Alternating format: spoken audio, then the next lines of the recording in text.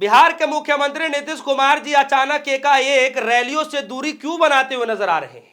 आखिर ऐसी मजबूरी क्या ऐसी आ पड़ी? क्या देश के प्रधानमंत्री मोदी जी ने उनको घर पर बैठा दिया है कि भैया आप घर बैठिए, या फिर देश के गृह मंत्री अमित शाह जी ने उनको घर पर बैठा दिया है कि अब आपकी जरूरत नहीं है? चक्कर क्या है?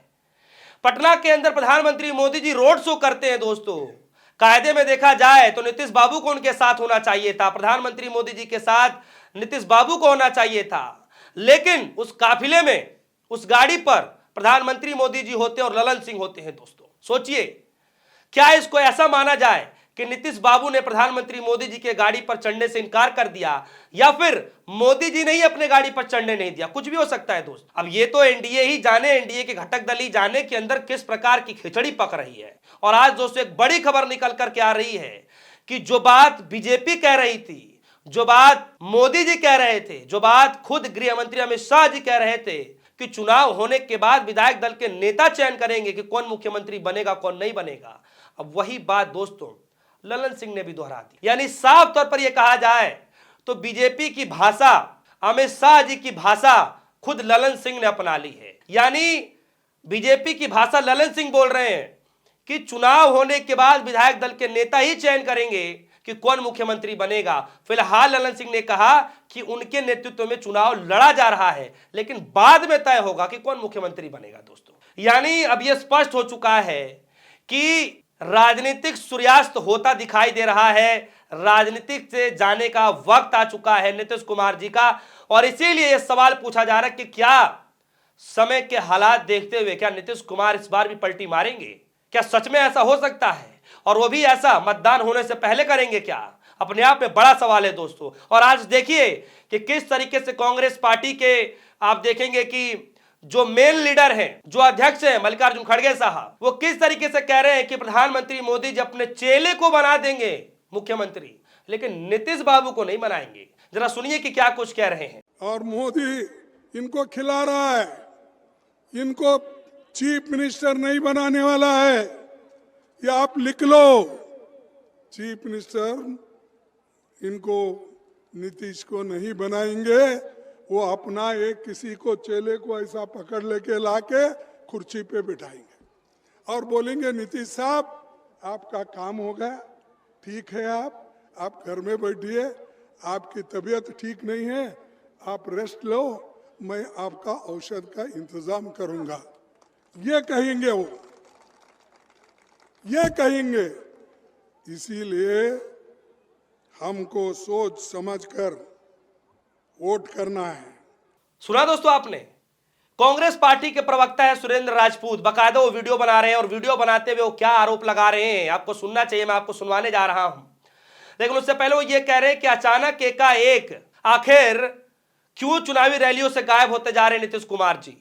क्या देश के गृह मंत्री या फिर देश के प्रधानमंत्री मोदी जी क्या घर पर बैठा दिए हैं? चक्कर क्या है? क्या ऐसा चल रहा है कि नीतीश बाबू अचानक एकाएक जैसा जैसे चुनाव आता जा रहा है, चुनावी रैलियों से, सभाओं से गायब होते जा रहे हैं? जरा सुनिए। पिछले 20 साल से नीतीश कुमार जी बिहार के मुख्यमंत्री हैं और जंगल राज के भी मुख्यमंत्री हैं, लेकिन उसके बाद भी उनको चुना गया। ये तो बात अपने आप में सच है। आखिर इस वक्त वो प्रचार से गायब क्यों है? 20 साल का मुख्यमंत्री अपने काम का हिसाब क्यों नहीं दे रहा है? और वो प्रचार बिहार में एनडीए का सिर्फ 2 गुजराती ही क्यों कर रहे हैं? मोदी जी और अमित शाह जी यही क्यों प्रचार कर रहे हैं? 20 साल वाला मुख्यमंत्री आज की, लेकिन हाँ, हम ये जरूर कहेंगे कि कहीं ना कहीं 1 रुपए की जमीन अडानी को दे करके जरूर गायब कर दिया, क्योंकि जनता के सवालों का जवाब तो नीतीश कुमार को ही देना है। 1 रुपए में जमीन बिहार की धरती अडानी को गुजराती ही लोग दे सकते, तो नीतीश कुमार जी आपको जवाब भी देना पड़ेगा, आपको अपने स्वास्थ्य का जवाब देना पड़ेगा, आपको यह भी बताना पड़ेगा कि मोदी जी भी अब आज की डेट में आपको साथ क्यों नहीं रख रहे। ये कहीं कोई सोची समझी साजिश तो नहीं?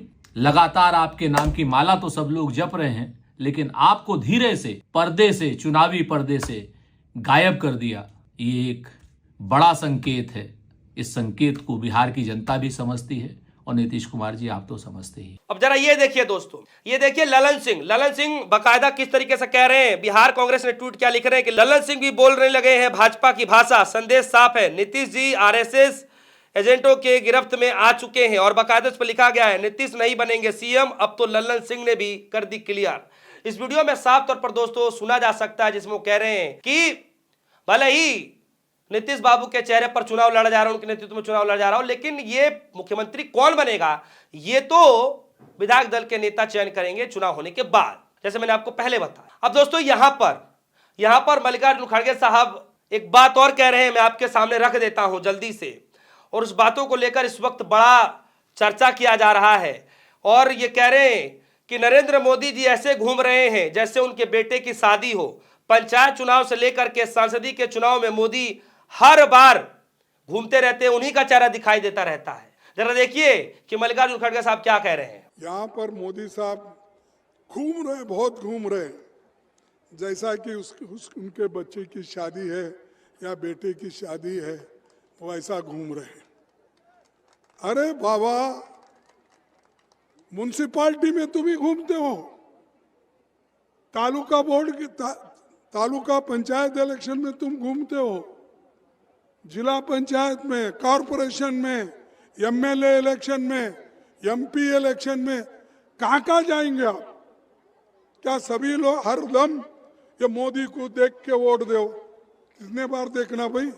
म्युनिसिपालिटी में तुम्हारी सूरत देखी, कॉरपोरेशन में तुम्हारी सूरत देखी, एमएलए में तुम्हारी सूरत देखी, एमपी इलेक्शन में तुम्हारी फिर भी मेरी सूरत देख के मुझे दो। तो देखा दोस्तों आपने, यह अपने आप में गंभीर सवाल है। देश के प्रधानमंत्री मोदी जी जनसभा कर रहे हैं, कई सारी सभाओं में कायदे में देखा जाए तो नीतीश कुमार को उनके मंच पर होना चाहिए दोस्तों, लेकिन ऐसी तस्वीरें आ नहीं रही हैं। जब पटना के अंदर रोड शो किया जाता है तो यह अंदेशा लगाया जा रहा था कि कम से कम नीतीश बाबू यहां तो जरूर होंगे, क्योंकि जनसभा हो रही है और मोदी जी के साथ उनको बड़ा एडवांटेज मिल सकता है, लेकिन वहां से भी उन्होंने दूरी बना ली। अब नीतीश बाबू ने दूरी बनाई है या खुद मोदी जी ने दूरी बनाई है, बीजेपी ने दूरी बनाई है, या फिर नीतीश बाबू की पार्टी ने दूरी बना ली है, ये तो समय आने पर पता चलेगा दोस्तों।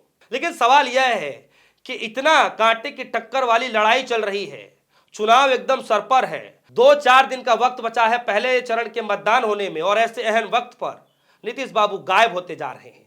क्या किसी का दबाव है या फिर किसी कारणों की वजह से, आपसी मतभेदों की वजह से चुपके से धीरे से नीतीश बाबू दूरियां बना रहे हैं मोदी जी से? क्या सच में ऐसा हो रहा है?